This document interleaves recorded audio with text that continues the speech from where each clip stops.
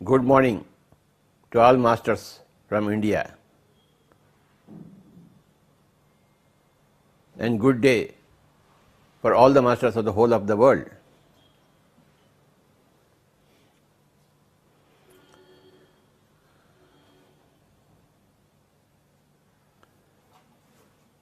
మనం ఎన్నోసార్లు వింటూ ఉంటాం,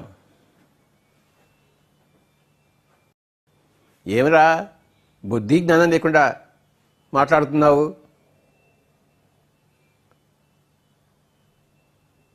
ఏమిట్రా బుద్ధి జ్ఞానం లేకుండా వ్యవహరిస్తున్నావు అంటాం.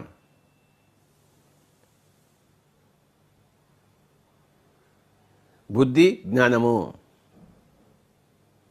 2 words, 2 పదాలు మనం ఉపయోగిస్తాం.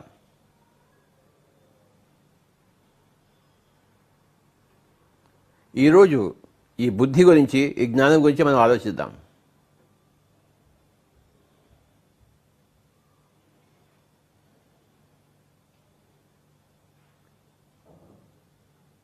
మనకి 5 వేళ్ళు ఉన్నాయి. 2ని చూపించడానికి ఏ 2 వేళ్ళు చూపిస్తాం మనం? ఈ 2 వేళ్ళు చూపిస్తామా? ఈ 2 వేళ్ళు చూపిస్తామా? ఈ 2 వేళ్ళు చూపిస్తామా? ఈ 2 వేళ్ళు చూపిస్తామా? ఈ 2 వేళ్ళే చూపిస్తాము. అంతేగాని 2 అంటే ఇలా చెప్పుచ్చాము, 2 అంటే ఇలా అన్నాము, 2 అంటే ఇలా అన్నాము, ఇలా అనొచ్చు.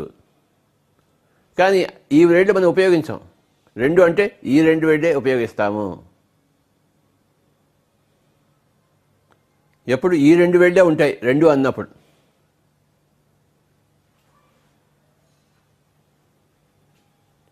ఈ 2 ఏంటాయంటే, ఈ మధ్య వేలేమో బుద్ధి, చూపుడు వేలేమో జ్ఞానము. 2 ఉండాలి మనకి. ఒకటి బుద్ధి, 2 జ్ఞానము. మై డియర్ ఫ్రెండ్స్, నోరు ఇప్పినప్పుడల్లా ఈ 2తో కలగలిపి నోరు ఇప్పాలి.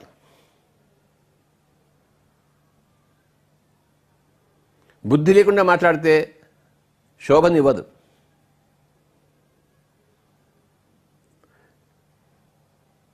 జ్ఞానం లేకుండా మాట్లాడితే అందం ఉండదు.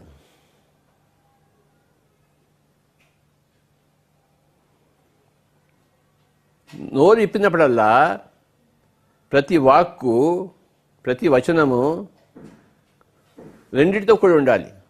బుద్ధి ప్లస్ జ్ఞానము.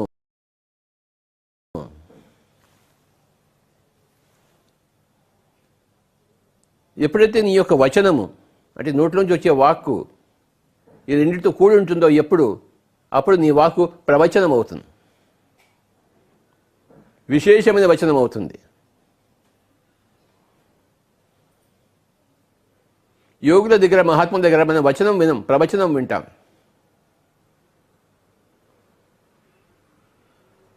ఈ 2ట్లో ఏది లోపించినా, లేదా 2 లోపించినా అది వచనం కాదు. అది వచనమే కానీ ప్రవచనం కాదు. ఈ 2 ఉంటేనే ఆ వచనం ప్రవచనం అవుతుంది, ఆ వాక్కు ఆ ప్రవచనం అవుతుంది. సో 2 ఉండాలి ఎప్పుడు మన ప్రతి వాక్కులోనూ. అప్పుడు అతను ప్రవక్త అవుతాడు, గొప్ప వక్త అవుతాడు, విశేషమైన వక్త అవుతాడు. ఆ వచనం విశేషమైన వచనం అవుతుంది, ప్రవచనం అవుతుంది. నోరు ఇప్పినప్పుడల్లా బుద్ధి లేకుండా ఇప్పితే ఏం లాభం? రసాభాస అవుతుంది.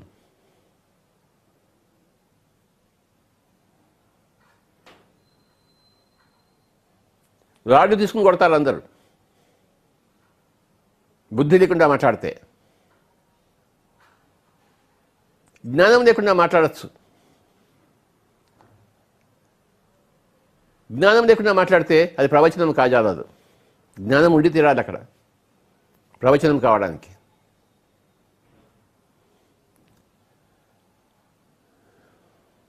బుద్ధికి జ్ఞానానికి తేడా ఏమిటి?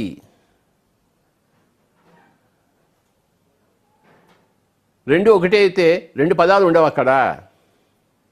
2 వేరు పంథాల్లో ఉన్నవి కనుక 2 వేరు పదాలు ఉపయోగించబడ్డాయి. బుద్ధి అనేది జ్ఞానం ఒకటి.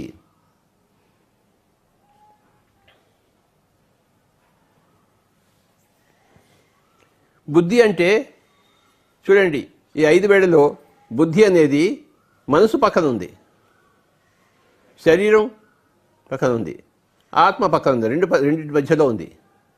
బుద్ధి మధ్యలో. సహదేవుడు, నకులుడు, అర్జునుడు, భీముడు, శ్రీకృష్ణుడు, ధర్మరాజు. బుద్ధి అనేది మధ్యలో ఉండేది. అంటే ఇటు ప్రాపంచికం, ఇటు ఆధ్యాత్మికం, ఈ రెండింటి మధ్యలో ఉండేది. ప్రపంచకాన్ని దృష్టిలో పెట్టుకునేది, ఆధ్యాత్మికాన్ని దృష్టిలో పెట్టుకునేది. కానీ ఈ చూపుడు వేలు కేవలం ఆధ్యాత్మికము. బుద్ధి కలిగి మాట్లాడాలంటే ఈ 2 దృక్పథాలు చేర్చుకుని మాట్లాడాలి. నేను కొన్ని ఉదాహరణలు ఇస్తాను.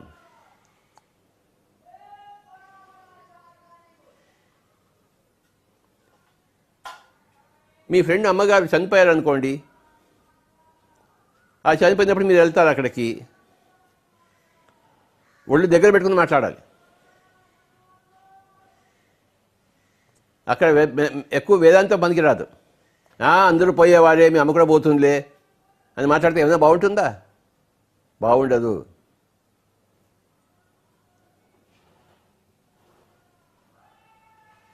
నువ్వు అలా మాట్లాడావనుకోండి, అక్కడ మెట్ట వేదంతో చెప్పావనుకోండి, ఆ సమయంలో అది ఆ సమయం కూడా అది సమయానికి తగిన మాటలు మాట్లాడాలి.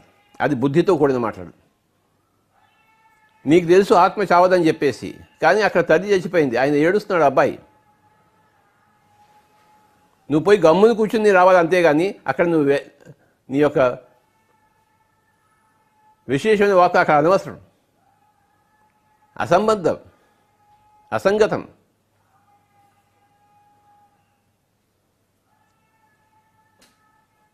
ఆ చావుకి వెళ్ళినప్పుడు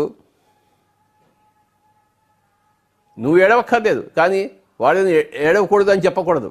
వాళ్ళు ఏడవాలి, వాళ్ళు తమ ఇమోషన్స్ని బయటకు తీసుకురావాలి. అదే సమయం ఇంకెప్పుడు తీసుకొస్తారు.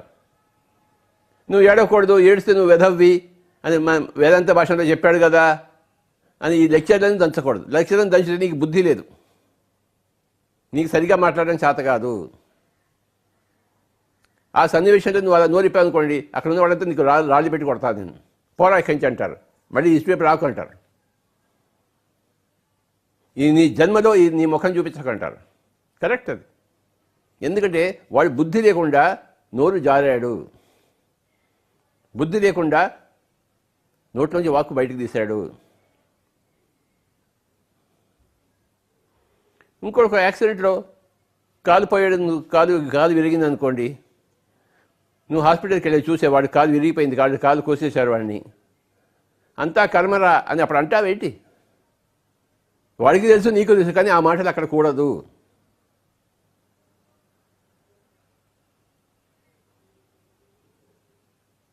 నువ్వేదో విధవ కర్మ చేస్తుంటావు కనుక నీ కాలు పోయింది అంటావేంటి? నీకు తెలిసిన నోరు నుంచి ఆ మాట రాకూడదు. తెలుసు వాడికి ఏదో వాడు చేసిన కర్మ బట్టే వాడికి వచ్చింది, కానీ నువ్వు ఆ మాట మాట్లాడకూడదు. ఎప్పుడు ఆ మాటలు మాట్లాడాలి? నువ్వు ఒక మెడిటేషన్ సెంటర్ క్లాస్కి వెళ్ళినప్పుడు, ఒక సత్సంగం జరుగుతున్నప్పుడు, నువ్వు చేసిన కర్మ నీకు తెలుస్తుంది, అప్పుడు అవన్నీ చెప్పాలి.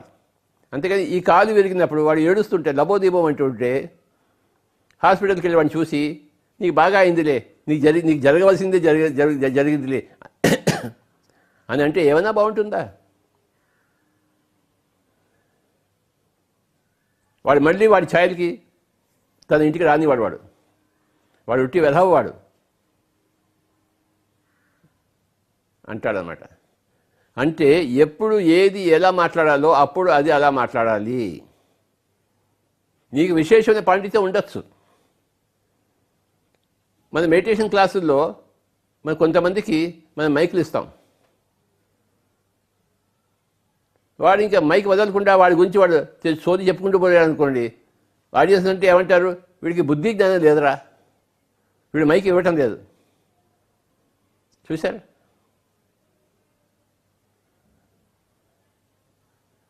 ఆడియన్స్ని దృష్టిలో పెట్టుకోకుండా వీడు మాట్లాడితే వాడికి బుద్ధి ఉన్నట్ట, జ్ఞానం ఉన్నట్ట? ఎప్పుడు అలానే జరుగుతుంటుంది. ఎవరో గొప్ప మినిస్టర్ని మనం పిలుస్తాం, పిలవకపోతే ఆ మినిస్టర్ కోపం వస్తుంది. పిలిచి మైక్ ఇస్తాము, ఎక్కువ మాట్లాడాలనుకోండి ఆడియన్స్కి అంతా కోపం వస్తుంది.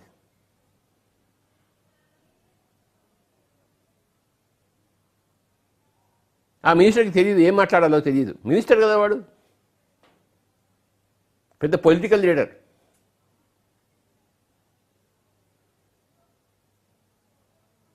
మైక్ దొరికిందే చాలు, ఓహో నాకు 1000 మంది ఉండాలి అని చెప్పేసి వాడు మాట్లాడుతూనే ఉంటాడు. ఇంకా వాడు మైక్ వదలడు, వాడి చేతితో మైక్ లాక్కోవాల్సి వస్తుంది. అంటే ఏంటి జరిగింది అక్కడ? వాడు గొప్పవాడే, ఏ ఎమ్మెల్యే ఏ మినిస్టర్ అయి ఉంటాడు, కానీ వాడికి ఇక్కడ సమయం సందర్భము లేకుండా మాట్లాడుతున్నాడు. ఎంత మాట్లాడాలో అంత మాట్లాడి వెంటనే మైక్ ఇచ్చేయాలి వాడికి అప్పుడు బుద్ధి జ్ఞానం ఉన్నట్టు లెక్క. వాడు ఇవ్వడు. వాడు టైం అయిపోయింది, మన ఇలా వాచ్ వైపు చూపిస్తున్నా అంటుంటాడు, మళ్ళీ మాట్లాడుతున్నాడు గంట సేపు.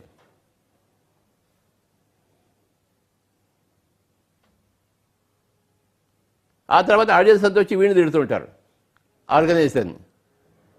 పోయి వాడి చేత ఎందుకు ఇచ్చారా, మాకు మేము మీకోసం వచ్చాను కదా, మీరు ఆ అబ్బాయిని ఎందుకు చేత మాట్లాడిచ్చారు అంటారు. చూసారా? మనకేమో ఆ మినిస్టర్ కావాలి, ఆ ఎమ్మెల్యే కావాలి, కానీ ఎంత కావాలి? ఇంతే కావాలి, ఇంత కాదు. ఇంత ఉండవలసిన చోట ఇంత ఉందనుకోండి, వాడి బుద్ధి జ్ఞానం లేదు.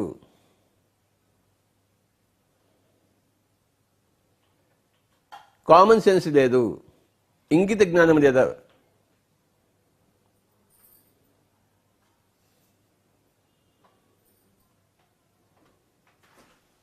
తెలియనివి తెలిసినట్టు మాట్లాడుతుంటాడు పాండిత్యం ప్రదర్శించడానికి. వాడికి బుద్ధి జ్ఞానం లేదు. తెలియకపోతే తెలియదని చెప్పాలి, తెలిస్తే తెలుసని చెప్పాలి. దాని పేరు జ్ఞానము. ఎంత మాట్లాడాలో అంతే మాట్లాడాలి, దాని పేరు బుద్ధి. బుద్ధి జ్ఞానం రెండు కలిపి ఉండాలి నోరు ఇప్పినప్పుడల్లా. ముఖ్యంగా మైక్ ముందర నోరు ఇప్పినప్పుడు, ఒక 1000 మంది ముందు కూర్చున్నప్పుడు.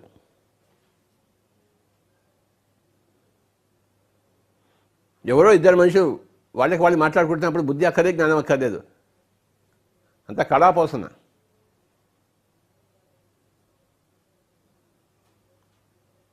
ఉబుసుపోక కబుర్లు, గాసిప్కి ఏ బుద్ధి జ్ఞానం అక్కర్లేదు.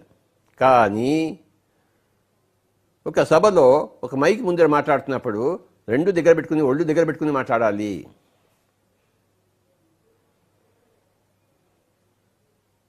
ఆ అకేషన్కి ఏది సందర్భము దాన్ని చూసుకుని మాట్లాడాలి. ఒక విషయం కోసం ఆ అకేషన్ ఉంటే, ఆ సందర్భం ఉంటే, ఇంకో విషయం గురించి మాట్లాడకూడదు. నీకు పాండిత్యం ఉన్నా.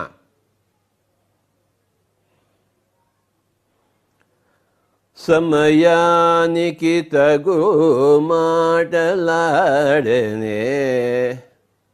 సమయానికి తగు మాటలాడనే, సమయానికి తగు మాటలు మాట్లాడని. చూసారా?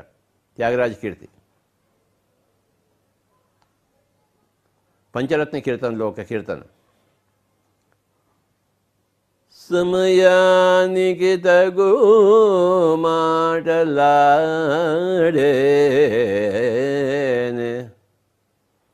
ఆ సమయం ఏమిటి?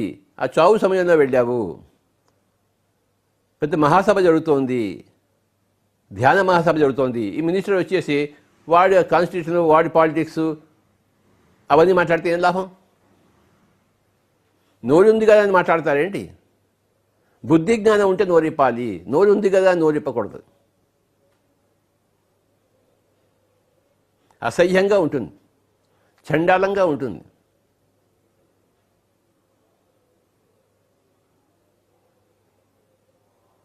ఎంత మాట్లాడాలో క్వాంటిటీ అంత మాట్లాడడం బుద్ధి. ఏ క్వాలిటీతో మాట్లాడాలో దాని పేరు జ్ఞానము.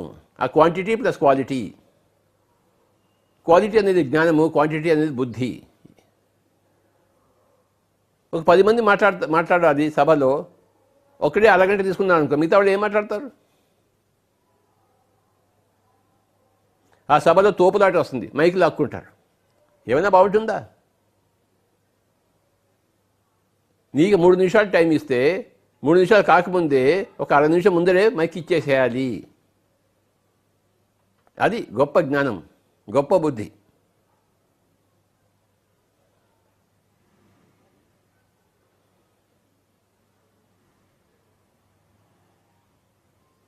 ఒక మీటింగ్ జరుగుతోంది, 10 మంది మీటింగ్, కంపెనీ మీటింగ్ జరుగుతోంది, మంత్లీ మీటింగ్, యాన్యువల్ మీటింగ్, 10 మంది ఉంటారు, ప్రతి నెల మీటింగ్ జరుగుతుంటుంది. నీ వంతు వస్తుంది మాట్లాడడానికి. నీ వంతు వచ్చేంత వరకు నువ్వు వెయిట్ చేయాలి, అంతేకాని ఇంకోటి ఎవడో మాట్లాడుతుంది మధ్యలో దూరకూడదు. నువ్వు మధ్యలో దూరావనుకో, వాడు ఇలా చూస్తాడు, ఒకసారి చూస్తాడు, రెండోసారి నీకు బుద్ధి జ్ఞానం లేదని తిట్టేస్తాడు, అంతే. ఒకడు మాట్లాడుతున్నప్పుడు ఇంకోటి మాట్లాడకూడదు. మనం టీవీ ఈ డిస్కషన్ చూస్తాం, అందరూ మాట్లాడుతుంటారు, వీడియో వస్తుంటాడు, వాడు వస్తుంటాడు, మధ్యలో ఇంకోటి కూడా వస్తున్నాడు, అందరూ వస్తూనే ఉంటారు టీవీలో చూస్తుంటే. ఒక్కడికి కూడా బుద్ధి జ్ఞానం లేదు. మరి వాడు అంతా పెద్ద పెద్ద మాట్లాడేవాళ్ళు, పెద్ద పెద్ద వాళ్ళు ప్రజానాయకులు. అంటే ఒక్కడికి కూడా బుద్ధి జ్ఞానం లేదు, కానీ వాళ్ళు మాట్లాడుతున్నారు. ఒకడు మాట్లాడుతుంటే ఇంకోటి వీడు తిడుతూనే ఉంటాడు, వాడు కూడా వీడిని తిడుతూనే ఉంటాడు. ఎవడు ఏం చేస్తున్నాడో, ఎవడే మాట్లాడాలో ఎవరికి అర్థం కాదు. ఎందుకంటే అంత గోలగోల, పాండమోనియం. ఒకడు మాట్లాడిన తర్వాత కంప్లీట్ చేసిన తర్వాత ఇంకోటి నోరు ఇప్పాలి. అంతవరకు వాడు వేచి ఉండడు, వెంటనే రియాక్ట్ అయిపోతుంటాడు. ఎవడైతే వెంటనే రియాక్ట్ అయిపోతుంటాడో వాడికి బుద్ధి లేదు, జ్ఞానం లేవు.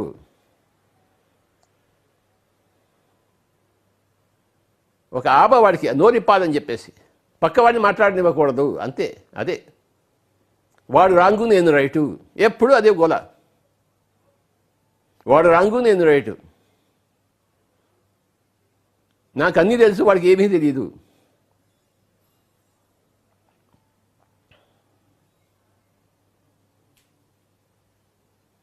నిజంగా తెలిసిన వాడు ఊరికే ఉంటాడు, ఎప్పుడు ఏమీ తెలియని వాడే లబలబ కొట్టుకుంటూ ఉంటాడు, చప్పుడు ఎక్కువ చేస్తుంటాడు. నిండుకుండ తొనగదు.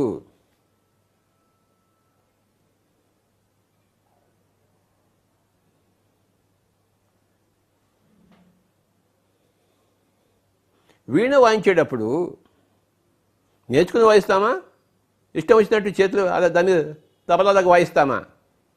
ఇందో అది తబలా కాదు, అది వాయించడానికి. తబలా ఉందనుకోండి, ఇష్టం వచ్చినట్టు వాయిస్తామేంటి? దానికి ఒక పద్ధతి ఉంది, తబలా నేర్చుకోవాలి, అప్పుడు తబలా వాయించాలి. లేకపోతే తబలా విద్వాంసుడు నీ చేతి వేడిన తబలా మీద ఉండనివాడు. అది పవిత్రమైన ఇన్స్ట్రుమెంట్, అది సంగీతం. ఆ వీణని ముట్టుకోవాలంటే, తబలాని ముట్టుకోవాలంటే నువ్వు ఎన్నో పూజలు చేసి ఉండాలి, ఎన్నో ప్రార్థన చేసి ఉండాలి. అప్పుడే నువ్వు దాని దగ్గర కూర్చోవడానికి నీకు అర్హత సంపాదించుకోవాలి. చూడాలి, దానికి నమస్కారం పెట్టాలి. దాంతో ఆడుకుంటావేంటి? అదేం ఆట వస్తువా? క్రికెట్ బ్యాట్ ఏంటి అది? ఒక తబలా వాయించడానికి, ఒక వీణ మీటడానికి ఎంతో భక్తి, శ్రద్ధ ఇవన్నీ ఉండాలి. అలాగే నోరు ఇప్పడానికి ఎంతో శ్రద్ధ, భక్తి ఉండాలి. ఎంతో శ్రద్ధతో నోరిప్పాలి, ఎంతో భక్తితో నోరిప్పాలి. ఆషామాషి వ్యవహారం కాదు నోరిప్పడము. ఒక వీణ మీటడము, ఒక తబలా మీద ఒక సౌండ్ ధ్వని తీసుకురావడము ఆషామాషి వ్యవహారాలు కాదు. తగుదునమ్మా అని నోరిప్పుతాం మనం. రామచంద్ర, అవేం నోరులో అవే నోరిప్పడాలో. చెవులు తట్టుకోలేవు.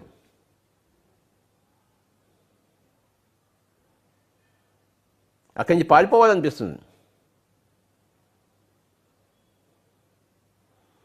నోరు ఇప్పినప్పుడల్లా బుద్ధి జ్ఞానం ఉన్నాయా చూసుకుని నోరు ఇప్పాలి. ఆలోచించి నోరు ఇప్పాలి. యోచన చేసి మాట్లాడాలి.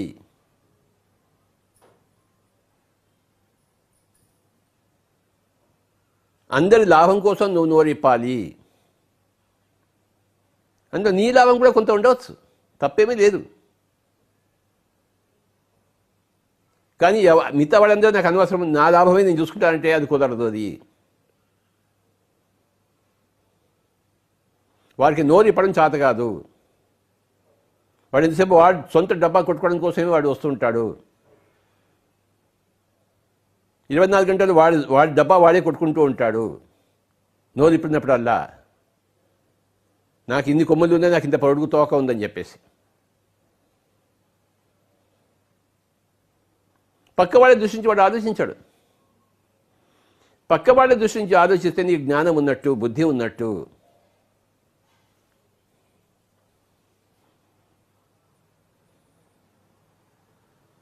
బుద్ధి అనేది ఇటు మనస్సు ఇటు ఆత్మ పక్కన రెండు మధ్యలో ఉంది. అందరి మనస్సులు గ్రహించి మాట్లాడాలి. తర్వాత ఆత్మ పదార్థంతో కూడి ఉండి మాట్లాడాలి. స్పిరిచువాలిటీ ఉండాలి నీ మాటల్లో. అప్పుడు ప్రవచనం అవుతుంది. నీ మాటల్లో కేవలం మానసికమైన ప్రాపంచిక విషయాలే ఉన్నాయి, కానీ ఆత్మపరమైన విషయాలు లేవనుకోండి, నువ్వు బుద్ధితో మాట్లాడుతున్నావు నిజమే, కానీ జ్ఞానం లేదు నీకు.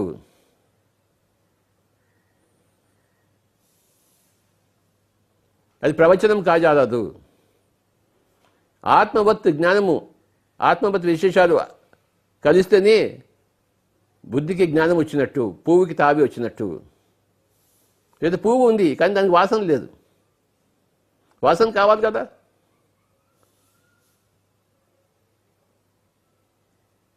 ఆ వాసనే జ్ఞానము. భగవద్గీతలో ఇలా ఉంది, బైబిల్లో ఇలా ఉంది, మొహమ్మద్ ప్రవక్త ఇలా చెప్పాడు ఖురాన్లో అని అవన్నీ చెప్పడమే జ్ఞానము. మా తండ్రి గారు మా అమ్మగారు ఇలా చెప్పారని చెప్పి అదంతా కూడాను బుద్ధి. మీ తండ్రి గారు మీ అమ్మగారు చెప్పారు మంచి సూక్తులే, కానీ ఇక్కడ కృష్ణుడు చెప్పాడు, ఒక బుద్ధుడు చెప్పాడు, ఒక మహావీరుడు చెప్పాడు, ఒక యేసు ప్రభు చెప్పాడు. అక్కడి నుంచి వచ్చింది జ్ఞానము. మీ తల్లిదండ్రులకు వచ్చేది బుద్ధి.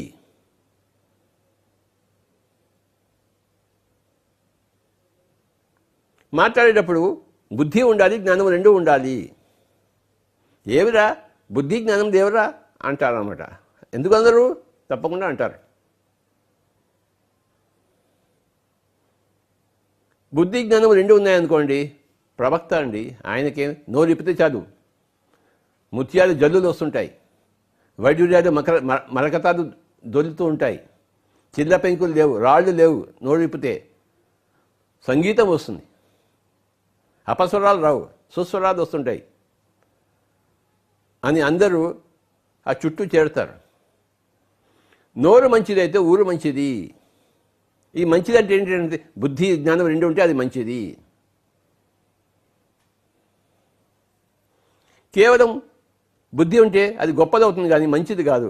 జ్ఞానం ఉంటేనే అది మంచిది అవుతుంది. మన వాక్కులు గొప్పగాను ఉండాలి, మంచిగాను ఉండాలి, సర్వకుశ లోపరిగా ఉండాలి. నోరు ఇప్పినప్పుడల్లా బుద్ధి జ్ఞానం కలిగి ఉండాలి మై డియర్ ఫ్రెండ్స్. ఈ బుద్ధి జ్ఞానం ఎవరు నేర్పిస్తారు? ఎక్కడ దొరుకుతుంది మనకి? స్కూల్లో దొరుకుతుందా? వ్యాపారంలో దొరుకుతుందా? పంట పొలాల్లో దొరుకుతుందా? ఎక్కడ దొరుకుతుంది మనకి? మన ఇంట్లో దొరుకుతుందా? ఇంట్లో పండితులు ఉంటే కొద్దిగా దొరుకుతుంది. విశేషంగా ఈ బుద్ధి జ్ఞానం ఎక్కడి నుంచి వస్తాయంటే మన ధ్యాన సాధన నుంచి వస్తాయి. మన ధ్యాన సాధన పట్ల భక్తి శ్రద్ధ ఉండాలి మనకి. ధ్యానంలో మన మనసు మూగబోతుంది, నోరు మూగబోతుంది. 3 గంటల సేపు ధ్యానం చేసి అప్పుడు నోరు ఇప్పాలనుకోండి, నోటి నుంచి అన్ని బుద్ధిపూర్వకమైన మాటలు, జ్ఞానపూర్వకమైన మాటలు వస్తాయి. ధ్యాన సాధన లేదు, మౌనం లేదు. ఎక్కడి నుంచి వస్తుంది బుద్ధి జ్ఞానం? మౌనం నుంచి బుద్ధి వస్తుంది, ధ్యానం నుంచి జ్ఞానం వస్తుంది.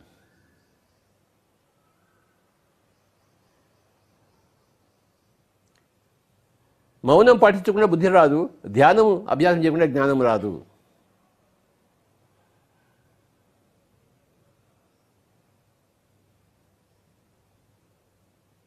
ఆధ్యాత్మిక సాధనలో ఉన్నవాడు ఫస్ట్ మునిగా మౌనంగా ఉండడం నేర్చుకోవాలి. చెప్పింది వినాలి, చెవులు రెక్కించుకుని వినాలి. నీ నోరు నువ్వు ఇప్పకూడదు.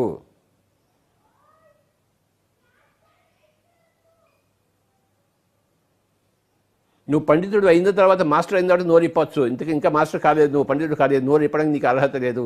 అపస్వరాలు వస్తాయి నోరు ఇప్పితే. పొట్టలో అక్షరం ముక్క లేదు, నోరు ఏమి ఇప్పుతాం?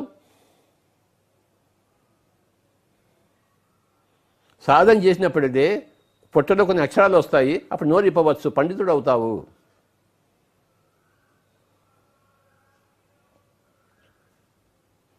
నీ మాటలు సమయానికి తగినట్టు ఉంటుంది, సందర్భానికి తగినట్టు ఉంటాయి, విరోచితంగా ఉంటాయి, సర్వకుశ లోపరిగా ఉంటాయి, అందరికీ లాభించేలా ఉంటాయి నీ వాక్కులు. సకల దేశకాల పరిస్థితుల్లోనూ ఆచరింపదగినవి ఉంటే దాని పేరు జ్ఞానం అంటాం. బుద్ధి పలానా దేశము, పలానా కాలము, పలానా పరిస్థితికి సంబంధించింది. సకల దేశకాల పరిస్థితులకు సంబంధించిన జ్ఞానము.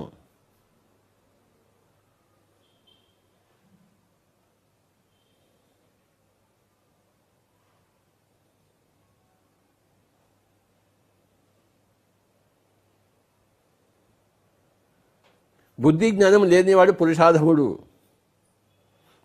బుద్ధి ఉన్నవాడు పురుష మధ్యముడు, బుద్ధి జ్ఞానం రెండు ఉన్నవాడు పురుషోత్తముడు.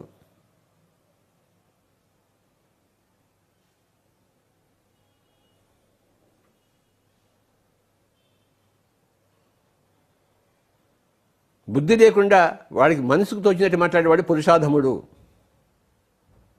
బుద్ధితో మాట్లాడేవాడు, అందరి యొక్క మనసులను గ్రహించి మాట్లాడేవాడు బుద్ధి ఉన్నవాడు.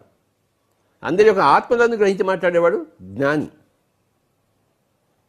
పురుషోత్తముడు. పురుషులలో పుణ్యపురుషుడు వేరయ్యా, విశ్వదాభిరామ వినరవేమ. పురుషులలో పురుషోత్తముడు వేరయ్యా.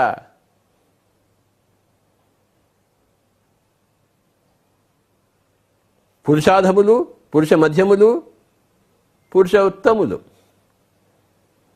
ఈ రెండు వేడు శరీరము మనస్సు ఉంది, దాంతో మాట్లాడేవాడు పురుషాధములు. మనసు బుద్ధితో మాట్లాడేవాడు పురుష మధ్యములు. బుద్ధి ఆత్మ పదార్థము జ్ఞానంతో మాట్లాడేవాడు పురుషోత్తములు.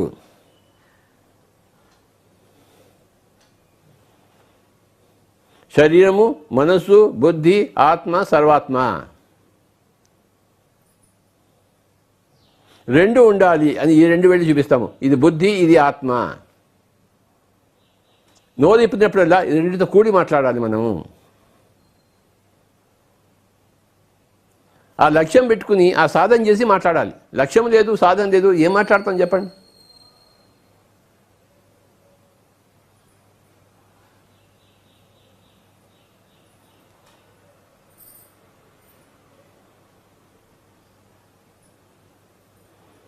కొంతమంది చూశాను మైక్ మాట్లాడే వాళ్ళ దగ్గర, మైక్ బాగుంటుంది కానీ వీడి వాయిస్ బాగాలేదు. అందరూ వింటున్నారా అని మాట్లాడతాడు, ఆ మైక్ పట్టుకోలేదు. నువ్వు వాయిస్ ఎక్కువ చేసి మాట్లాడాలి మైక్లో. ఆ ఎంత వాయిస్ ఉండాలో వాడికి తెలియదు, వాడికి ఆ టెక్నికాలిటీస్ తెలియదు. లేదా ఒక్కొక్కసారి మైక్ మరీ దగ్గర పెట్టుకుని గట్టిగా అరుస్తుంటాడు. విషయం బాగానే ఉంది కానీ నీ వాయిస్ బాగాలేదు.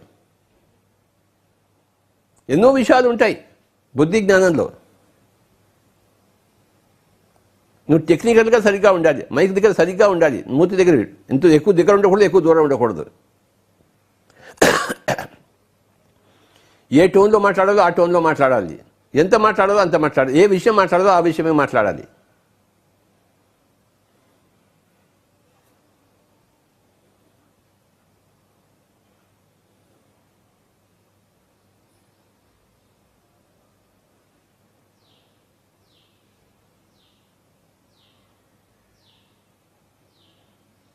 ఒకసారి హైదరాబాద్లో 1960s అనుకుంటాను, నిజాం కాలేజ్ గ్రౌండ్స్లో పెద్ద మీటింగ్ జరిగింది. చాలామంది వచ్చారు. ఎవరబ్బా వచ్చింది అని నేను వెళ్ళాను. హైదరాబాద్లో నిజాం కాలేజ్ గ్రౌండ్స్లో ఒక అతను హిందీలో మాట్లాడుతున్నాడు బ్రహ్మాండంగా.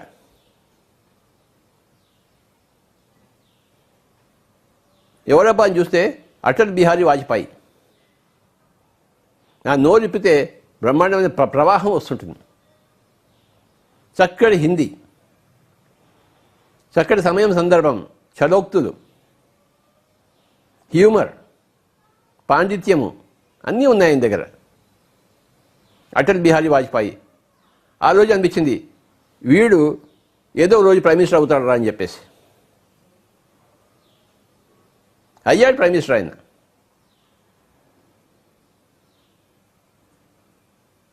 తెలిసిపోతుంది మనకి ఆ క్వాలిటీ ఏంటో.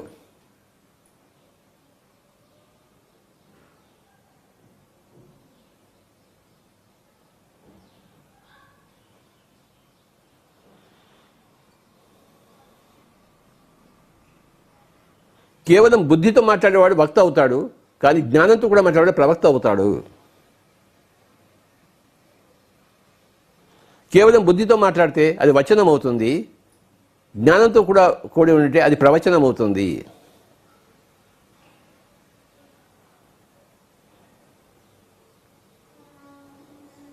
నువ్వు మాట్లాడే ప్రతి వచనము ఒక ప్రవచనము కావాలి. నోరు ఇప్పినప్పుడల్లా నువ్వు ఒక ప్రవక్తగా నోరు ఇప్పాలి, లేకపోతే నోరు మూసుకుని కూర్చోవాలి. చేత కాకపోతే నోరు మూసుకుని కూర్చో, అది గొప్ప విషయం. అది చేతనైతేనే నోరు ఇప్పు.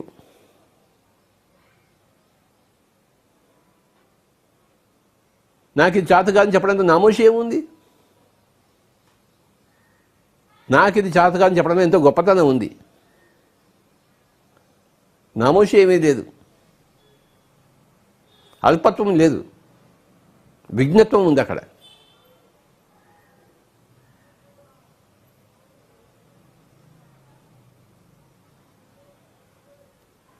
బుద్ధి ఎక్కడి నుంచి వస్తుంది? జ్ఞానం ఎక్కడ వస్తుంది? బుద్ధిమంతులతో తిరిగితే బుద్ధి వస్తుంది, జ్ఞానవంతులతో తిరిగితే జ్ఞానం వస్తుంది, సంగీతజ్ఞులతో తిరిగితే సంగీతం వస్తుంది,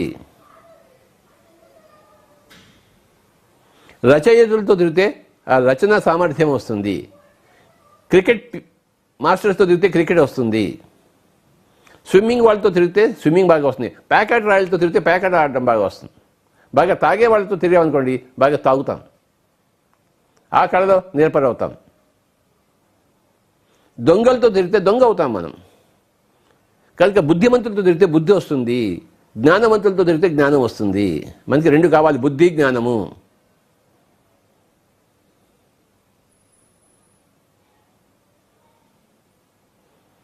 ప్రాపంచికంగా ఎంతో ఉన్నత స్థితికి వెళ్ళి ఉంటాడు, కానీ ఆధ్యాత్మికంగా జీరో. అప్పుడు వాడికి బుద్ధి బాగా ఉంటుంది కానీ జ్ఞానం ఉండదు.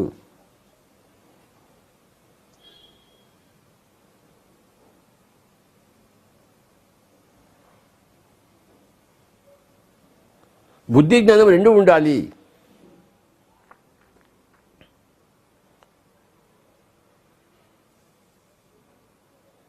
బుద్ధి అనేది ప్రాపంచిక విఘ్నత, జ్ఞానం అనేది ఆధ్యాత్మిక సత్యం. నువ్వు శరీరం కాదు, నువ్వు ఆత్మ అంటే అది ఆధ్యాత్మిక సత్యం. అది కలిగి ఉన్నవాడు జ్ఞాని.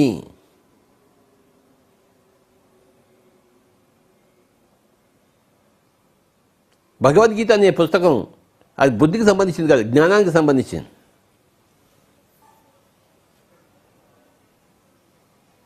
పుట్టుకంటే ఏంటి, చావు అంటే ఏమిటి, ఎందుకు పుట్టాము, ఎందుకు చస్తున్నాము, చచ్చినది ఎక్కడ పోతాము, ఇవన్నీ చెప్పేది జ్ఞానం. హతోవా ప్రాప్స్యసి స్వర్గం, నువ్వు చచ్చిపోయేవా నువ్వు స్వర్గానికి వెళ్తావోయ్. ఆయనకు స్వర్గం ఉందని తెలుసు ఆయనకి. నీకు కనపడింది ఆయనకి కనపడింది, నువ్వు చెప్పలేనివి ఆయన చెప్తున్నాడు.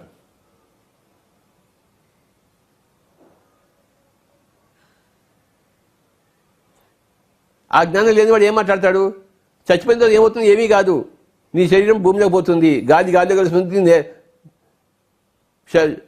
పదార్థంతో కలిసిపోతుంది అంటాడు అంతే. వాడు స్వర్గం గురించి మాట్లాడలేడు, వాడికి తెలియదు, వాడికి జ్ఞానం లేదు, ఆ సబ్జెక్టు చదవలేదు, ఆ సబ్జెక్టు సాధన చేయలేదు.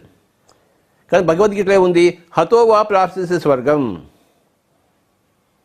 నువ్వు చనిపోతే స్వర్గానికి వెళ్తావు. అయి జిత్వా వా భోక్ష్యసే మహీం, నువ్వు గెలిచావు అనుకోండి ఈ రాజ్యానికి రాజు అవుతావు. తస్మాత్ ఉత్తిష్ట కౌంతేయ యుద్ధాయ కృత నిశ్చయ, కనుక లే అర్జున, నువ్వు దిగాలు పడి కూర్చున్నావు, నువ్వు లేయి, యుద్ధం చేయి, కృత నిశ్చయంతో చేయి అంటే ఆ సమయం సందర్భకి బద్దంకి అన్నీ చెప్పాడు. తర్వాత అన్ని దేశకాల పరిస్థితులకు సంబంధించిన ఆ జ్ఞానం కూడా ఇచ్చాడు. రెండు ఇచ్చాడు ఆ యొక్క సందర్భంలో, ఆ యొక్క శ్లోకంలో. హతోవా ప్రాప్స్యతే స్వర్గం అన్నప్పుడు ఆ జ్ఞానాన్ని ఇచ్చాడు.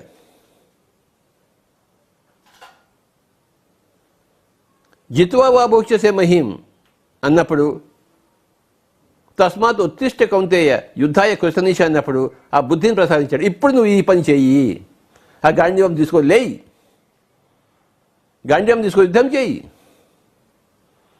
నీకు చావన్నా ఉంటుంది, లేతే నువ్వన్నా వాడిని చంపుతావు. నీకు చావు ఉంటే నువ్వు స్వర్గానికి వెళ్తావు. వాడే కనుక చేస్తే ఈ రాజ్యం అంతా నీది. ఎంత చక్కగా చెప్తాడు చూడండి. అంటే ఒకటే శ్లోకంలో బుద్ధి జ్ఞానం రెండు ఇస్తాడు ఆయన. ఆయన మహాపురుషోత్తముడు.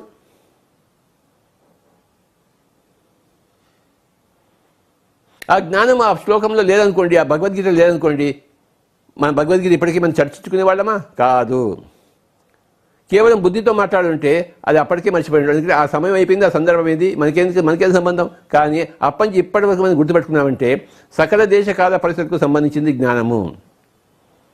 కనుక అప్పటి నుంచి ఇప్పటిదాకా మన దగ్గర భగవద్గీత ఉన్నది. అప్పటికి కావాల్సిన అవసరము ఉంది అందులో, ఎప్పటికీ తెలుసుకోవాల్సిన సత్యము ఉంది అందులో. రెండు ఉన్నాయి ఆ శ్లోకంలో, బుద్ధి జ్ఞానము. హతోవా ప్రాప్స్యతే స్వర్గం, అది జ్ఞానానికి సంబంధించిన విషయము. జిత్వా వా భోక్ష్యసే మహీం, అది బుద్ధికి సంబంధించిన విషయము. తస్మాత్ ఉత్తిష్ట కౌంతేయ యుద్ధాయ కృష్ణనీష, ఇది బుద్ధికి సంబంధించిన విషయము. లే, ఇప్పుడు నువ్వు లేకుండా గాడిని వదిలేసావు అనుకో, నీకు బుద్ధి లేదు. నీకు వాడు నవ్వుతాడు, కౌరవులంతా కూడా. చూసారా, మహావీరుడు వచ్చాడు పారిపోయాడు అని చెప్పేసి.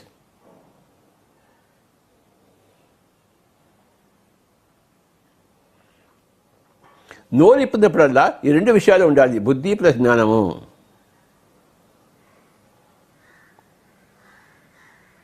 ప్రవక్తల దగ్గర నేర్చుకోవాలి, ఖలీల్ జిబ్రాన్ దగ్గర నేర్చుకోవాలి ఎలా మాట్లాడాలో, మైకిల్ నేమీ దగ్గర నేర్చుకోవాలి ఎలా మాట్లాడాలో, ఓషో రజనీష్ దగ్గర నేర్చుకోవాలి ఎలా మాట్లాడాలో, కబీర్ దగ్గర నేర్చుకోవాలి ఎలా మాట్లాడాలో, వేమన దగ్గర నేర్చుకోవాలి ఎలా మాట్లాడాలో, వీరబ్రహ్మేంద్ర స్వామి దగ్గర నేర్చుకోవాలి ఎలా నోరెప్పాలో.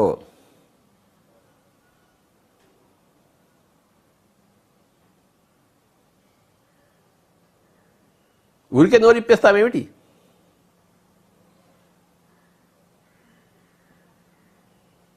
కడుపును దిగాలని తిండి చేస్తామంటే ఆకలి ఉంటే తినాలి, ఆకలి ఎప్పుడుంటే అప్పుడు తినాలి. అలాగే నోరు ఇప్పినప్పుడల్లా మనం మాట్లాడేస్తామేంటి? అవసరం ఉన్నప్పుడు నోరు ఇప్పాలి, ఎంత ఇప్పాలో అంత ఇప్పాలి, ఎలా ఇప్పాలో అలా ఇప్పాలి. ఆ నోరు ఇప్పినప్పుడల్లా రెండు విషయాలు ఉండాలి, బుద్ధి ఉండాలి, జ్ఞానం ఉండాలి.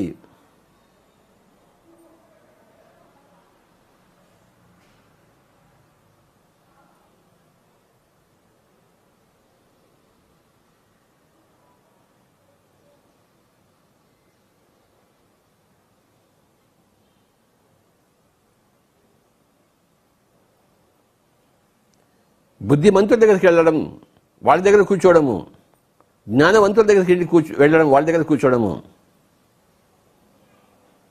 కర్నూలులో నేను ఉన్నప్పుడు ఒక ఆయన నాకు తగిలాడు. ఆయన పేరు సదానంద యోగి.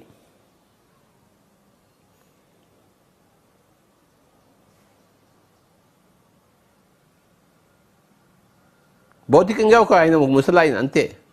ఒక చిన్న లాడ్జ్లో ఒక మంచం మీద పడుకున్నాడు. ఆయన దగ్గరికి వెళ్ళాము. ఎందుకు వెళ్ళాం ఆయన దగ్గర? ఆయన అఖండమైన జ్ఞానం ఉంది ఆయన దగ్గర, అందుకోసం వెళ్ళాం.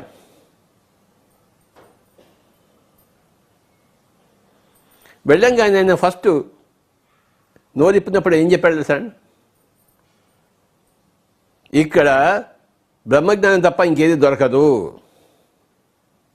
అని చెప్పాడు. స్వామీజీ, మేము దానికోసమే వచ్చాం స్వామి అని చెప్పామన్నమాట. ఓహో అలాగా, లేకపోతే ఎందుకు వెళ్తారు యోగుల దగ్గరికి? నా కొడుక్కి ఉద్యోగం ఇవ్వండి, మా అమ్మాయికి పెళ్లి కావాలండి, నాకు ఇల్లు కట్టాలండి, నాకు లోన్ కావాలండి, తలకాయ పొందండి, తీసేయండి, కడుపుతో పడి, ఇలా బ్రహ్మజ్ఞానం అది ఒక్కటి దొరికి ఇంకేది దొరకదని చెప్పాడు ఆయన. దానికోసమే వచ్చాము స్వామి అన్నాము, దానికోసం వెళ్ళాము. అక్కడ 2.5 సంవత్సరాలు ఆయన దగ్గర ఉన్నాను నేను, సదానంద యోగి గారి దగ్గర. ఆయన ఎన్నో విషయాలు చెప్తూనే ఉండేవారు.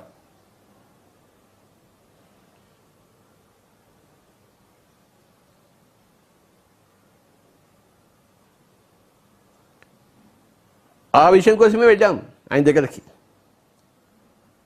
ఆయన దగ్గర అదే దొరుకుతుంది కనుక దానికోసమే వెళ్ళాం, అదే సంపాదించుకొని వచ్చాం. 200 సంవత్సరాలు ఆయన దగ్గర కూర్చుని సంపాదించుకున్నాం. నాతో పాటు ఇంకో 3.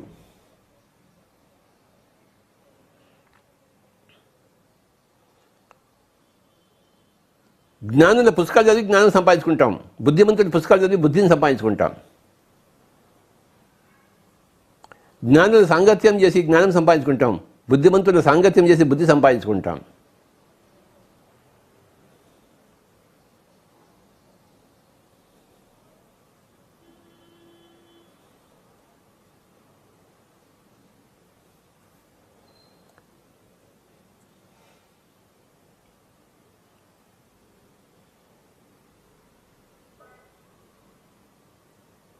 బుద్ధి ప్లస్ జ్ఞానము = పురుషోత్తముడు.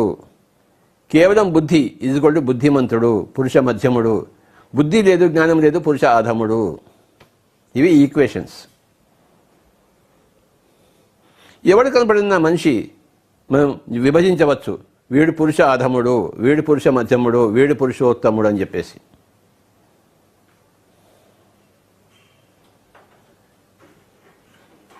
అప్పుడు మనకు తెలిసిపోతుంది పురుషాధములతో మనం ఎలా ఉండాలి, పురుష మధ్యములతో ఎలా ఉండాలి, మనం పురుషోత్తములతో ఎలా ఉండాలి అని చెప్పేసి. ఎవరితో ఎలా వ్యవహారం ఉండాలో మనకు తెలిసిపోతుంది. పురుషాధముడు నోరు చెప్తుంటాడు, నాయన మళ్ళీ రా నాయన అంటాం, పంపిస్తామని. వాడిని మాట్లాడనివ్వం. పురుష మధ్యముడు వస్తాడు, వాడు ఏదో మాట్లాడుతుంటాడు, వాడికి జ్ఞానం లేదు, వాడి జ్ఞానం అక్కర్లేదు వాడికి. ఒక 2 ముక్కలు మాట్లాడి సరే నాయన అంటాం. పురుషోత్తముడు వస్తాడు, మనం మాట్లాడం, వాడి మాటలు వింటాం మనం. చూసారా?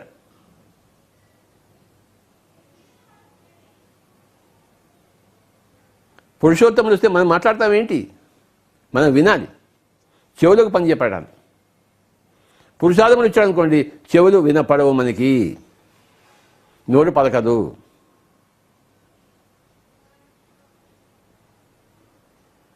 మనం మాట్లాడడం వాడితో ఎంతసేపు మాట్లాడినా మన సమయం వ్యర్థం. మన దగ్గర ఉన్న వనరులు బూడిదలో పోసిన పన్నీరు అవుతాయి. పురుష మధ్యముడు వస్తే కొంత మాట్లాడతాం, ఎక్కువ మాట్లాడడం. వాడు ఆ కొంత మాటలో వాడు విన్నాడా సరే, లేకపోతే నాయన ఓకే నాయన, ఇంకా కొంచెం బుద్ధి జ్ఞానం సంపాదించుకుని జ్ఞాన కోరికతో రా, నువ్వు పిపాసుతో రా, జిజ్ఞాసుగా రా అంటాం. పురుషోత్తముడైన వాడితో హాయిగా ఉంటుంది. ఎంతసేపైనా మాట్లాడుకుంటాం, ఎంతసేపైనా కలిసి ఉంటాం. ఎందుకంటే ఇద్దరు పురుషోత్తములే. ఎలా ఉంటుంది మరి ఆ సంభాషణ, ఆ వ్యవహారం, పరస్పరం. కొన్ని రోజులైనా హాయిగా మాట్లాడుకోవచ్చు. శ్రీరాముడికి కొన్ని ప్రశ్నలు వచ్చాయి. విశ్వామిత్రుడు ఏం చెప్పాడంటే, నేను చెప్పగలను కానీ నాకు టైం లేదు, ఇప్పుడు నాకు వేరే పనులు ఉన్నాయి. వాడు ఉన్నాడు వశిష్ఠుడు, వాడికి టైం ఉంది, మీ ఇద్దరు కలిసి మాట్లాడుకోండి అని చెప్పాడు. అవునా స్వామీజీ అన్నాడు. ఎస్ అని చెప్పి ఒక మీటింగ్ ఏర్పాటు చేశారు రాముడికి వశిష్ఠుడికి. అది 10 రోజులు సాగింది. ఇంత పెద్ద గ్రంథం అయిపోయింది అది, యోగ వాసిష్టం. యోగ వాసిష్టం ఆ గ్రంథం చదవకపోతే జీవితం వేస్ట్. 10 రోజులు జరుగుతుంది. శ్రీరాముడు 10 రోజులు ప్రశ్నలు అడుగుతూ ఉంటాడు, వశిష్ఠుడు 10 రోజులు జవాబులు చెప్తూనే ఉంటాడు. అంటే 10 రోజులు ఉత్కంఠతో సాగింది. భూలోకవాసులు, పైలోకవాసులు అందరూ గుమిగూడు ఉన్నారు అక్కడ. కిక్కిరిసిపోయింది. ఈయన ఏం అడుగుతున్నాడో ఆయన ఏం చెప్తున్నాడు అని చెప్పేసి. ఈయన ఒక పురుషోత్తముడు, ఆయన ఒక పురుషోత్తముడు, ఇద్దరు పురుషోత్తముడు, మహాపురుషోత్తముడు. శ్రీరాముడు ఎలాంటి పురుషోత్తముడు, మరి వశిష్ఠుడు ఇంకెంత పురుషోత్తముడు ఆయన. 10 రోజులు సాగింది యోగ వాసిష్టం. పిరమిడ్ మాస్టర్ అందరూ తప్పకుండా చదివి తీరాలి యోగ వాసిష్టాన్ని.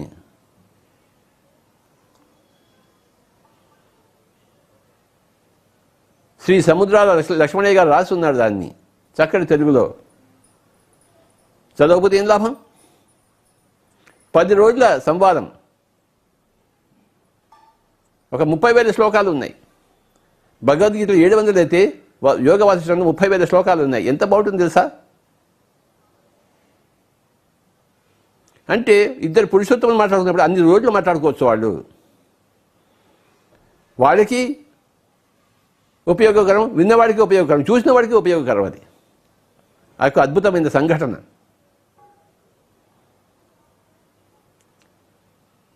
శ్రీరాముడు ఈ కుర్రవాడు, 16 ఏళ్ళవాడు, వశిష్ఠుడు పండిన బ్రహ్మర్షి. వీళ్ళిద్దరికీ సంవాదం ఏ లెవెల్లో ఉంటుందో మీరే ఊహించండి.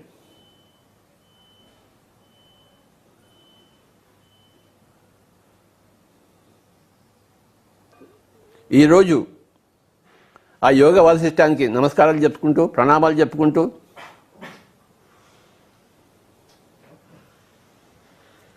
కాసేపు మనం ధ్యానం చేద్దాం.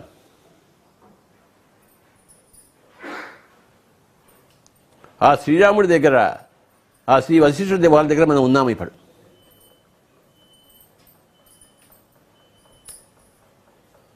హాయిగా కూర్చుందాం. శ్వాస మీద ధ్యాస, శ్వాసానుసంధానం. ఎవరూ కళ్ళు తెరవద్దు.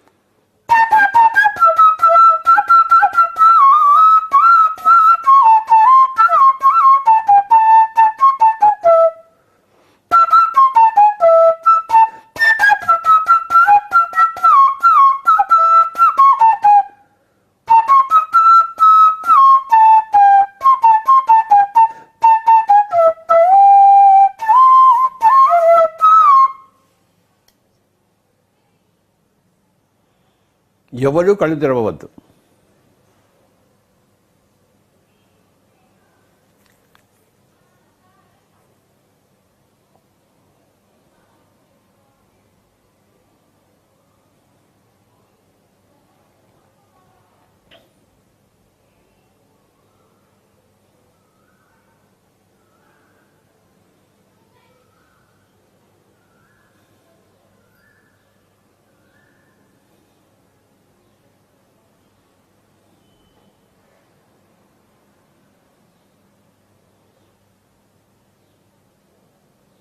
పక్క వాళ్ళ బుద్ధితో కలిసి ఉంటే మనకి బుద్ధి వస్తుంది, మన సొంత ఆత్మతో మనం కలిసి ఉంటే మనకి జ్ఞానం వస్తుంది. సజ్జన సంగత్యం ద్వారా, స్వాధ్యాయం ద్వారా బుద్ధి వస్తుంది, ధ్యానం ద్వారా జ్ఞానం వస్తుంది. My dear friends, be with your breath. ఎవరూ కళ్ళు తెరవరాదు. శ్వాస మీద ధ్యాస, శ్వాసానుసంధానం.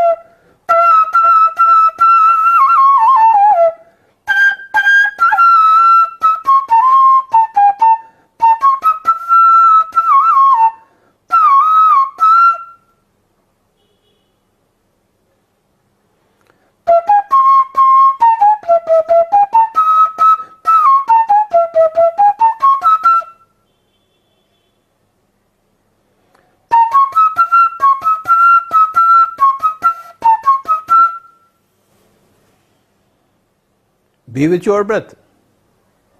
Normal, natural, easy, soft, simple, tender, peaceful, tranquil breath.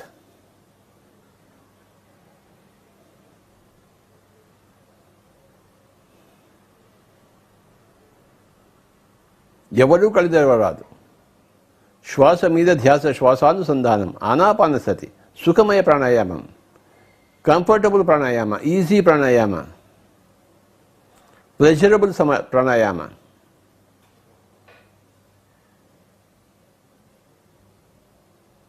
Continuous pranayama. Be with the breath. Unbroken pranayama. Simply attune to your breath. Attend to your breath. Rivet your attention to the breath, my dear friends. Normal, natural breath.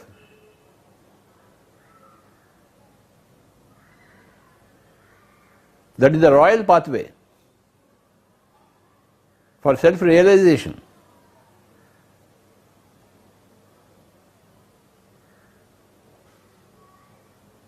రాజమార్గము. రాజయోగానికి రాజమార్గము ఆనాపానసతి. ఆత్మ రారాజు కావడానికి ఆ రాజయోగానికి రాజమార్గము ఆనాపానసతి.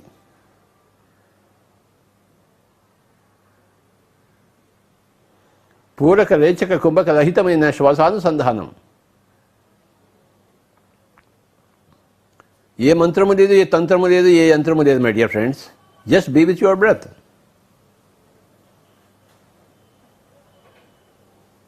మంత్రరహిత, తంత్రరహిత, యంత్రరహిత ధ్యానం, శ్వాస మీద ధ్యాస.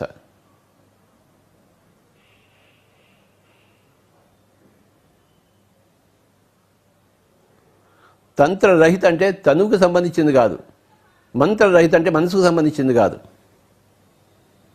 శ్వాసానుసంధానం.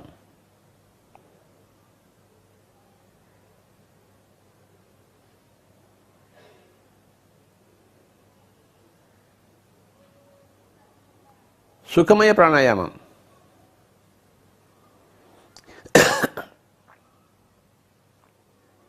ససేమిరా కళ్ళు తెరవరాదు.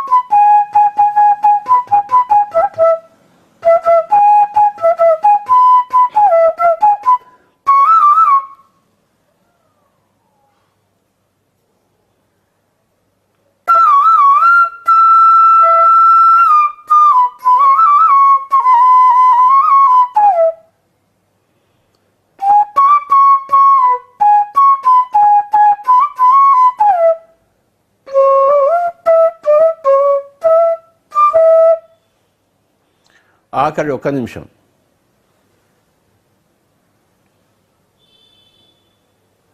శ్వాస మీద ధ్యాస మిత్రులారా. Be with your breath.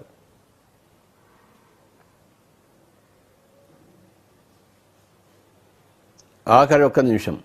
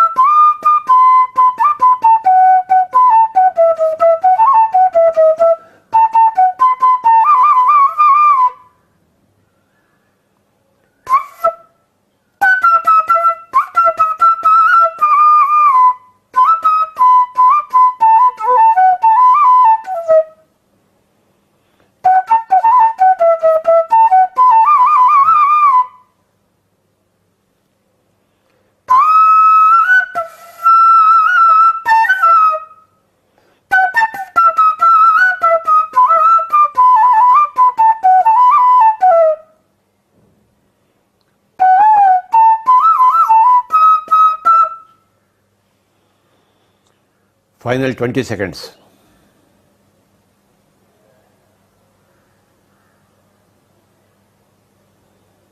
Ten seconds.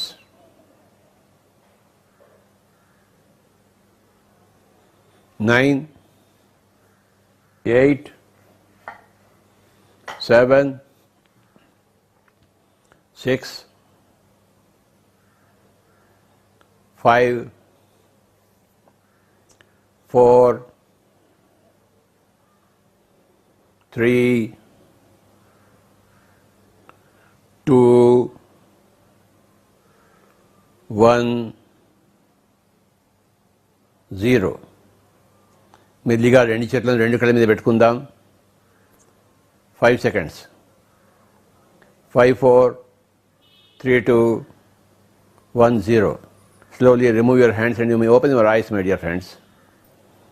Thank you very much. అందరికీ నమస్కారం. అయితే ఈరోజు ఒక చిన్న అనౌన్స్మెంట్ ఉంది, అందరికీ చేయాలి. నేను ఒక మంచి శుభవార్త, గొప్ప వార్త. ఒకసారి శాస్త్రి గారు నాతో మాట్లాడమని చెప్పి కింద పోనీ.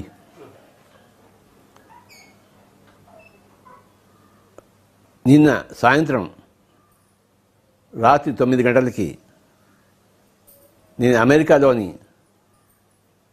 ఈ అన్టోల్డ్ స్టోరీ ఆఫ్ సీత యొక్క రచయిత డీనా మెరియంతో మాట్లాడడం నేను జరిగింది. ఆవిడ ఎంతో గొప్ప హృదయంతో అంగీకరించింది నాతో మాట్లాడడానికి. అర్ధగంట సేపు సంభాషణ జరిగింది. నా విషయాలు ఆవిడ వింది, ఆవిడ విషయాలు నేను విన్నాను. ఆవిడ ఎంతో చక్కగా స్పందించింది మన పిఎస్ఎస్ఎంకు, మన ఉద్దేశాలకు, మన మూమెంట్కి, మన సంస్థకి, మన వ్యవస్థకి. రేపు అంటే శనివారం, రేపు సాయంత్రం 5 గంటలకు ఆవిడ జూమ్లో వస్తోంది. ముఖ్యంగా ఈ అన్టోల్డ్ స్టోరీ ఆఫ్ సీత చదివిన వాళ్ళందరూ కూడాను వాళ్ళు తప్పకుండా చూడవలసిన జూమ్ ఇది. ఆ రచయిత్రిని మనం రేపు చూస్తాం. అయ్యా శాస్త్రి గారు, నమస్తే సార్. రేపు ఎన్ని గంటలకి? రేపు evening 5 to 7 o'clock sir. Evening 5 o'clock India time. రేపు ఈవినింగ్ 5 to 7. ఓకే. రేపు సాయంత్రం 5 నుంచి 7 గంటల వరకు ఉంటుంది జూమ్ కాల్. ఎవరెవరైతే కొన్ని ప్రశ్నలు వేయదలుచుకున్నారో ఆ ప్రశ్నలు అన్నింటినీ వ్రాసి పంపించవలసిందిగా కోరుకుంటున్నాము శ్రీ డిఎల్ఎన్ శాస్త్రి గారికి. ఆ ప్రశ్నలకి ఆవిడ జవాబులు చెప్తారు. ఇది గొప్ప అవకాశం పిల్లల మాస్టర్స్కి, ముఖ్యంగా the untold story of Sita చదివిన వాళ్ళకి, మన గుళ్ళపల్లి సరోజ మేడంని అందరినీ విన్నవారికి ఇది గొప్ప అవకాశం. రేపు సాయంత్రం 5 గంటల నుంచి 7 గంటల వరకు ఇది పిరమిడ్ మెడిటేషన్ ఛానల్లో వస్తుంది.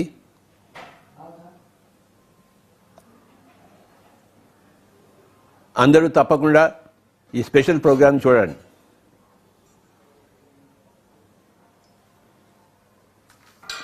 రేపు సాయంత్రం 5 గంటల నుంచి 7 గంటల వరకు Deena Merriam the untold story of Sita యొక్క రచయిత్రి, ఆవిడతో స్పెషల్ ఇంటర్వ్యూ ఉంటుంది, ప్రశ్నోత్తరాలు ఉంటాయి. అయ్యా నవకాంత్, రేపు పిఎంసీలో ఉంటుందా ఇది? ఇక్కడ వచ్చి కూర్చొని చెప్పు. పిఎంసి ఆన్లైన్ టీవీలో అన్టోల్డ్ స్టోరీ ఆఫ్ సీత రచయిత్రి, ఈ మధ్యగా పిరమిడ్ మాస్టర్లు మరియు ప్రపంచం అంతా ఎంతో మెచ్చిన పుస్తకం అన్టోల్డ్ స్టోరీ ఆఫ్ సీత. మన పిఎంసి ఛానల్లో కూడా ఆస్ట్రేలియా నుంచి మేడం ద్వారా లైవ్ ఇవ్వడం జరిగింది. చాలా అద్భుతమైన రెస్పాన్స్ వచ్చింది అన్టోల్డ్ స్టోరీ ఆఫ్ సీతాకి. అన్టోల్డ్ స్టోరీ ఆఫ్ సీత రచయిత్రి గారు నిన్న పత్రి గారితో మాట్లాడడం జరిగింది. అలాగే శాస్త్రి గారితో, పరిమళ పత్రి గారితో, అందరితో అద్భుతంగా నిన్న జూమ్ కాల్ మాట్లాడడం జరిగింది. ఆవిడతో నిన్న శాస్త్రి గారు టైం తీసుకోవడం జరిగింది అన్టోల్డ్ స్టోరీ ఆఫ్ సీతపై. ఎవరైనా జూమ్లో జాయిన్ అయ్యి మీకున్న క్వశ్చన్స్ ఏమైనా ఉంటే ఆ పుస్తకంలోంచి మీరు అడగడానికి, ఆ మేడంతో ఇంటరాక్ట్ అవ్వడానికి ఇంగ్లీష్లో సంభాషణ ఉంటుంది. కాబట్టి దాన్ని పిఎంసి ఛానల్లో కూడా లైవ్ ఇవ్వడం జరుగుతుంది. రేపు 5 నుంచి 7 వరకు అందరూ ఆ జూమ్ లైవ్ని ప్రత్యక్ష ప్రసారం ద్వారా పిఎంసీలో చూడొచ్చు. మీరు పంపించిన ప్రశ్నలు అక్కడ చదవబడతాయి, ఆ ప్రశ్నకు ఆవిడ సమాధానం చెప్తుంది. అంతేకాని మీరు డైరెక్ట్గా జూమ్లో వాళ్ళకి ప్రశ్నలు వేయరు. మీ ప్రశ్నలు మీరు పంపించండి, జూమ్లో అంతా వినండి, చూడండి. ఇది సంగతి. రేపు సాయంత్రం 5 to 7, 5 గంటల నుంచి 7 గంటల వరకు. అందరికీ నమస్కారం.